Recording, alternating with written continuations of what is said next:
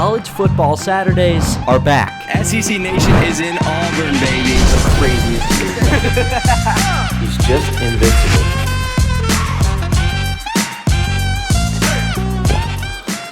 Welcome back to Invincible, the show where we tell the tales of our greatest athletic talents, striving to be invincible on and off the field. My name is Vince Wolfram, and I am so stoked that you're here. It's been a while since I've talked to you all. Just over 2 months ago was my last show before we hit Christmas break. But now we are so back, and I am ready to rock and roll. Before we get going, let's do a little refresh on what's happened in the world of sports since I last saw you. Lionel Messi in Argentina won the 2022 World Cup. The Georgia Bulldogs became the first team to repeat as college football playoff champions. The greatest quarterback to ever play, Thomas Edward Patrick Brady Jr., retired again. Kyrie Irving got traded from the Brooklyn Nets to the Dallas Mavericks, and the first ever NFL Pro Bowl games happened and was carried by, never thought I'd say this, the Manning brothers coaching and Pete Davidson. What a start to 2023 it was, and the crazy part is, it's only getting started. With all of that, I am very excited to kick off this episode with a superstar. This guy seriously does it all. A 3-time All-American, an NCAA Indoor Championship bronze medalist, and a 4-time SoCon Indoor Championship title holder. He is the host of the Stuck in My Thoughts podcast, inspiring people everywhere from Sanford to the Olympic trials on the West Coast and now to the Plains. I sat down with Auburn track and field's Justin Stuckey.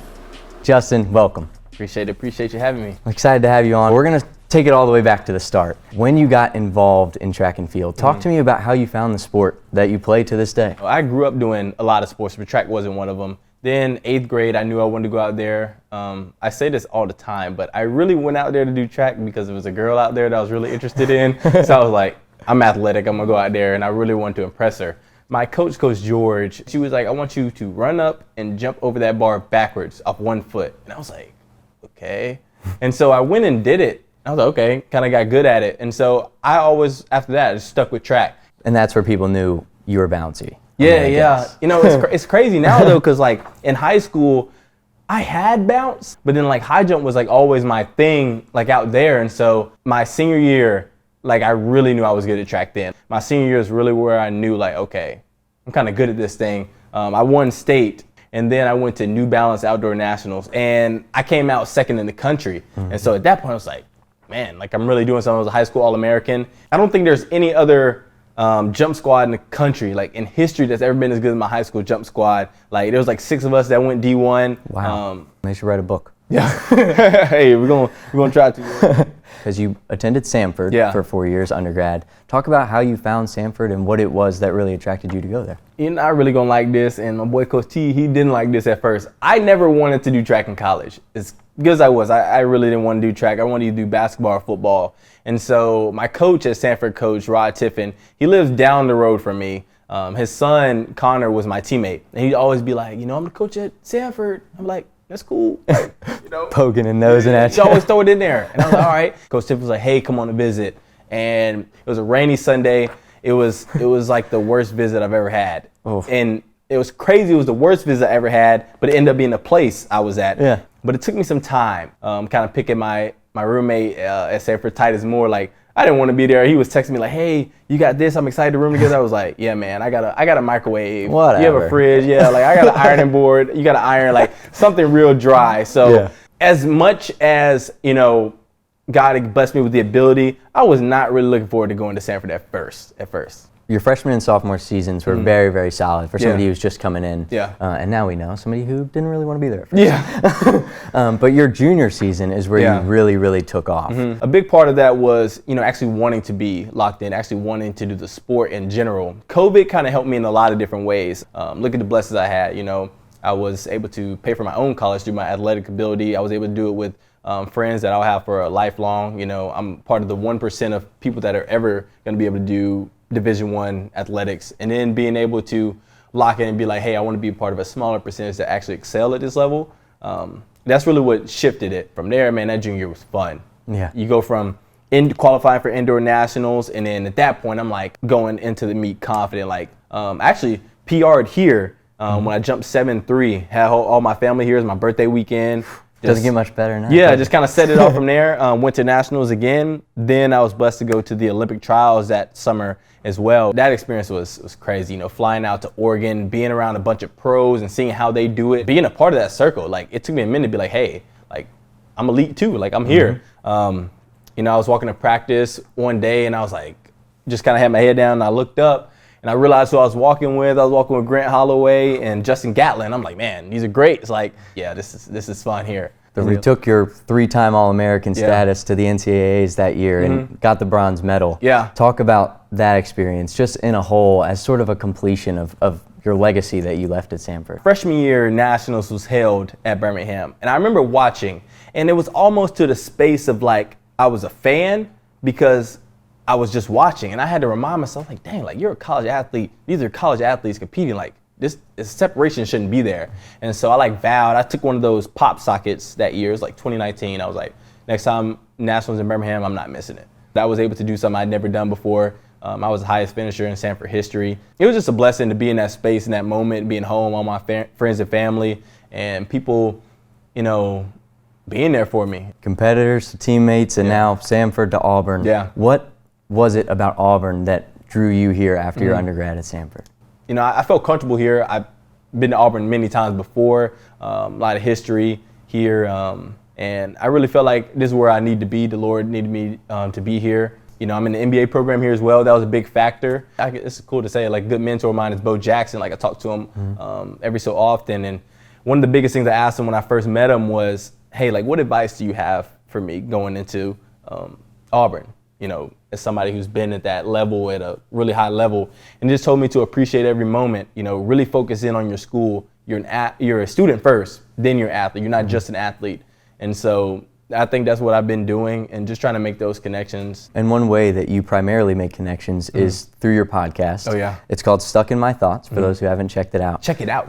Absolutely, plug. Just Yeah. link in description. Yeah. Talk about sort of how you thought of that idea and it was something that you wanted to create. So I always got to give credit to Anaya Jones. She goes to Illinois, Urbana-Champaign. She's the first one who was like, hey, you should start a podcast. And so I was like, yeah, that's cool. 2 years went by.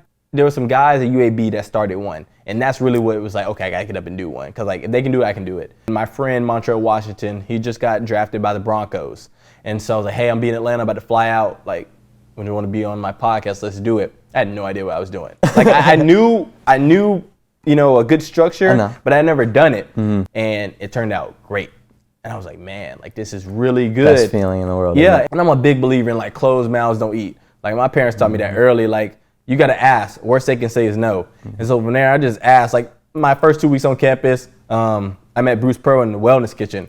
I talked to him for a little bit, sat down, ate my breakfast, contemplated. I was like, you're either gonna be scared or you're gonna say something. Got up and I went to him, I was like, hey, I got a podcast, like would you be on it? You know, talk with, you know, the people there and got it going. Just like this, like I don't really want to have an interview. I want to have that, you know, personal conversation and just the different things that we're being able to bring out. I'm being able to work on my own skills and crafts, just like on your show as well. You're doing your thing. I just felt like it was a good avenue for me to go down, and I enjoy it. Now that we have all the track and field, all the Stuck in My Thoughts questions out of the way, we're going to get to sort of break you down with some run and gun questions. We're going to get into that now. Are you ready? Yeah, I'm ready. All righty, let's get it started. Would you rather give up the internet forever or never use a car again? Never use a car, man.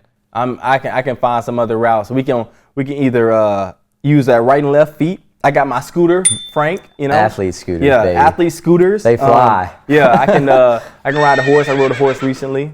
My boy Carwell, shout out Dylan. But I gotta have the internet, man. You know, I'm not one of them people that's gonna be like this, but the way the world going, I need the internet. I can't have Stuck in My Thoughts out I was about to say, what are we gonna do with Stuck in My Thoughts? No internet. Forget the cars. All right, next question. What animal would be the most terrifying if it could speak to humans? Hey man, I've always said sloths are super creepy, but it was if they were fast, bro. You see their nails? They would be awfully terrifying if they were fast. Hey, moose, bro, like they're huge. Yeah. It's either a sloth or a moose. Deer, moose. Yeah. Anything in that realm is. But I feel like if it could talk to me, I could kind of like talk it out of trying to hurt me. Yeah, but no, a sloth or a moose, bro. Yeah, sloth. I can absolutely I see. don't like them things. What is a conspiracy theory that you believe to be true? That's a tough one. Amelia Earhart I just really want to know what happened to her. Like, they say that she landed on some island and, was with those people or whatever. Think that's weird. And also the John Benet Ramsey case with the little pageant girl. I think her brother did it. I was in a forensics class, and we had a lot of cases like that. Yeah. What's your favorite emoji? The butterfly emoji. Okay. And then I'm gonna add the bee emoji. Muhammad Ali felt like a butterfly, sting like a bee. Another Louisville reference. This guy gets it. Yeah. Man, I got you, tell bro. What actor would you let play yourself in a movie about you? Probably Will Smith, bro. A million people tell me I look like Will Smith. he could look getting a little bit older now. Side by side right now, Justin and Will Smith. Yeah, there you go. I say Will Smith. Or if they need somebody to play a younger Will Smith, I am available. Acting career of Justin Stuckey starts today. Yeah, it's gonna be there. What Auburn basketball player do you think that you could beat in a 1v1? Dylan. Dylan, I will wreck you. I've actually beaten Dylan in basketball. So I'd say put that video in, right? Put that in there. Dylan, his feet move too slow. I think I could dunk on him. I don't know yet. He's 6'11". He's pretty tall, but I got them ups. All right, celebration contest, you or Dylan. That's a tougher one. Hey, man, Dylan got that, bro. Hey, look, I respect his craft. That's a Jumbotron, man. He knows how to do his thing there. Last question, Super Bowl. Who you got? I'm so glad you brought this up because I've been an Eagles fan since I was 11. So have I. Yeah. Eagles fan fly, my Eagles whole fly, life, baby. Hurts in the gang. Shout out Bradbury. He's a Sanford alum. Shout out all the birds. Yep. We're on you got Justin Stuckey, you got Vince Wolfram on your side. And that's all we've got. We out. Big thanks to Justin for sitting down with me, and just as I promised, make sure to subscribe to him and tune in to the Stuck in My Thoughts podcast with the link in the description of this video. Keep up the great work, my man. While Justin has been stuck in his thoughts, I have been stuck on my feed, my Twitter feed, and you already know where I'm going with this one. Tweets of the week, baby, let's run it. Tweet number 1, headed up the East Coast to the Boston. Lakers versus Celtics. LeBron James missed a layup to win the game, but there was some contact on the play that was not called by the referees. Sure, the referees have replay, but they were not going to look at it, so Patrick Beverley made sure that they saw it. He brought over the camera from the sideline photographer to the official, showing the obvious contact. Pat Bev received a technical, but he didn't seem bothered by that because, in all honesty, I don't think anything bothers Pat Bev. Just as Jason Gallagher tweeted, top 5 tech of all time. I could not agree more. It was totally awesome. Tweet number 2, shout out Jason Kelce, the Eagles center, on this one. After Miles Sanders scored the touchdown in the conference championship game against the 49ers and started hitting the Lil Uzi Vert, I just want to rock dance, Kelce wasted 0 time getting his hips into it. I love it. Here's what he and his brother Travis had to say about it on their show, New Heights. Just did it in the moment. Rock, man. Felt good. It felt really fun. Nice, man. Did you feel more comfortable hitting the gritty or the Uzi? Uzi, for sure. Gritty felt weird. I'm not a gritty guy. I'm more of an Uzi guy. You don't got to move your feet. You just got to move them hips. Yeah, I can do that. Yeah, I can do that. That ain't hard. Oh, what a time to be a Kelce. Big brother, little brother, battling it out on the Super Bowl Sunday. I got the Eagles. Justin Stuckey's got the Eagles. Who you got? Drop a comment on who you think will win Super Bowl 57, Eagles or Chiefs. That's all I've got for episode 6 of Invincible. I hope you all had as much fun as I did. I'm going to leave you with some words of motivation today. Just remember, you should try to do what you can while you can so that when you cannot, you will not wish that you would have when you could have. That's all I've got. Thanks for watching. I'll see you next time. Peace.